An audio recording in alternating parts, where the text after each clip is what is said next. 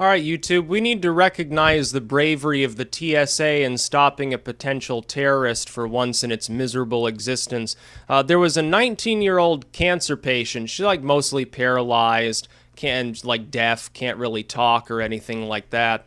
And she was confused by the security procedures there when selected for advanced screening. You know, they wanted to grope her because she's 19 and female, obviously. Some pervert was trying to do that.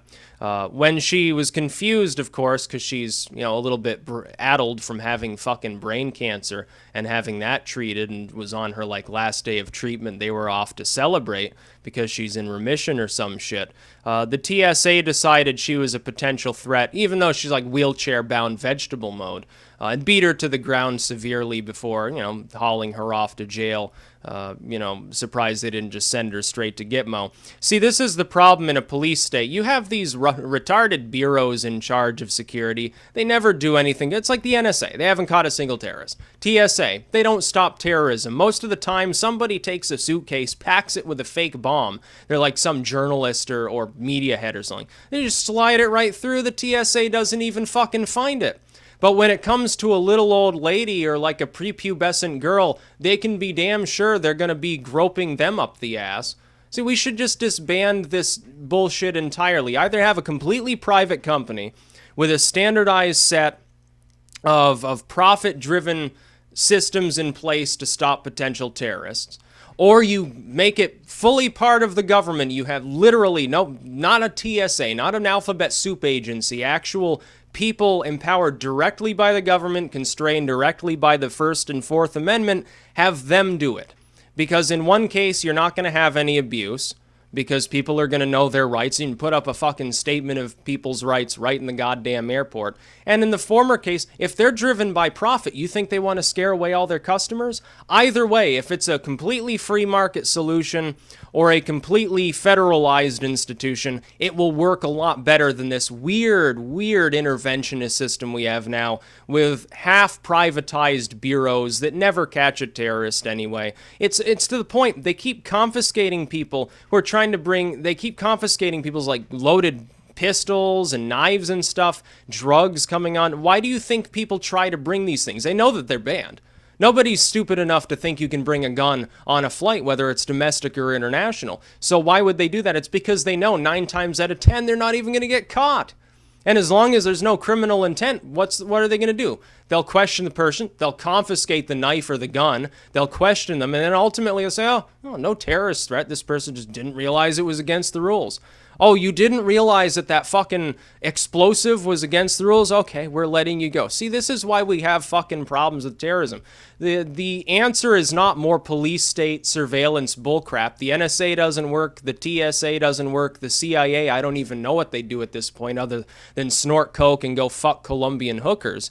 The FBI is like the only half-competent organization as far as the bureaus that even exist that we actually possess. And look at what they're trying to do. They're trying to become NSA 2.0 and gain more warrantless powers. It got shot down by Congress, thankfully, but they tried to get them anyway. Quite clearly, again, unconstitutional, just like what the fucking NSA does every day. But they tried.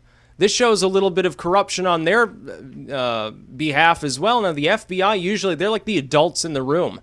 They're the ones that can actually take care of the hostage situation. They're the ones that actually conduct surveillance under a warrant that makes sense from time to time. They're the ones busting the coke shipment that was flown in by the CIA.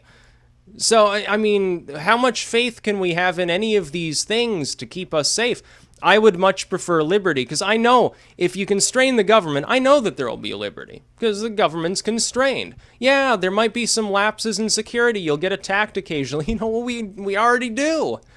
These programs don't stop any of these people. Boston Marathon bombings, Fort Hood, what happened in San Bernardino, the Orlando shooting, all of these things, they keep happening over and over. Half the time we find, well, none of the gun control suggested would have stopped this purchase and that purchase because they would have passed a check. They weren't crazy. They were already under surveillance half the time by a half a dozen different alphabet soup agencies that didn't bother to check in on them. People saw that there were suspicious things going on. They didn't do anything about it because they didn't want to be called racist. We have a problem in this country with political correctness.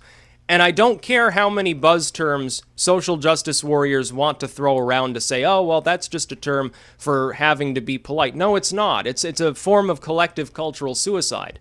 There's a difference between not calling retarded people retarded, not walking up to the black person and making fried chicken smacking lip sounds or something like that. There's a big difference between that, being polite, being a civilized human being, and ignoring the actual problems that we face as a society. One of the greatest, though, and here's where they're kind of correct, has nothing to do with Islam, has nothing to do with politicized Islam, has nothing to do with bomb-making terrorists living out in a cave somewhere in Afghanistan. It has to do with the police state.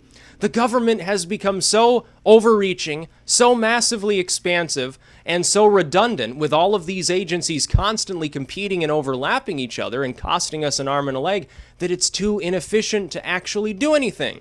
And this eerily echoes exactly what the former head of the NSA himself disclosed regarding their operations, just as a singular bureau, aside from the bureaucratic nightmare that is our surveillance apparatus as a total, or our anti-terrorist apparatus as a total. What did he say? Oh, it's like trying to find a needle in a haystack. We collect so much data we can't even filter through it properly. We should be targeting things more.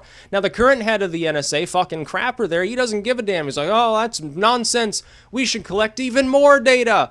We'll just use computers to sort through it. A computer isn't the same as a person. The human element needs to be included in order for you to do a good job. You just haven't learned that yet.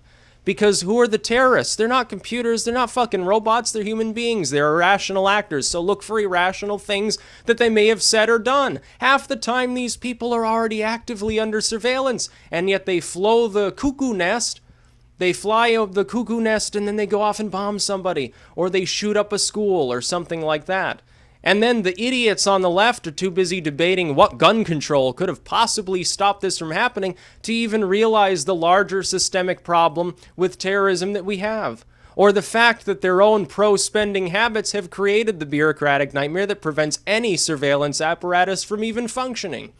So thank you to the TSA beating this 19-year-old girl to a bloody pulp. This brain cancer patient that's half paralyzed was a grave existential threat to the entire U.S. You did a good job and deserve a round of applause for stopping she must have had an atomic bomb in her wheelchair. She must have been ready to nuke Memphis, or she must have been ready to nuke D.C. or something like that. Oh, yeah, you stopped her, but did you stop the last terrorist that got on a flight and then a month later, just buys a gun legally, in a state like California, like San Bernardino shooters? You try to get a gun there, it's going to be even more difficult than in most parts of the country. And then shoots a bunch of people. Orlando shooter, purchase the weapons legally, no problems here. Yeah, might have been on a no-fly list at some point, but we didn't bother to look into it. We just have people on this list for no fucking reason at all, except to inconvenience them. Oh, you can't fly, but, you want a machine gun? Okay, that's just fine. By the way, you can't even appeal this decision. It's retarded. The TSA and the NSA and all these other organizations, they don't know what they're doing. They're so inept. Either privatize them or fully federalize them and get a working plan in place so that they, number one, respect the fucking Constitution and it's self-explanatory. There's no interpretation needed. I don't care what you think. There's no interpretation needed as to what the First Amendment means. There's no interpretation of the right to privacy. They're as straightforward and clear-cut as they could possibly be. It doesn't matter what tradition holds. It doesn't matter how people denigrated these rights in the past. It's there in black and white for the entire world to see. Constrain them and then provide proper funding. Don't overlap them 1,000 different times, and make sure that they've got something that they can actually accomplish and give them the means to do that. Otherwise, the surveillance, police state, the TSA, NSA, it doesn't matter. Terrorists will go right through it like it was nothing more than open air. Meanwhile, it inconveniences everybody else, costs a lot, drives ticket prices up, and makes people miserable. That's about all. Peace out.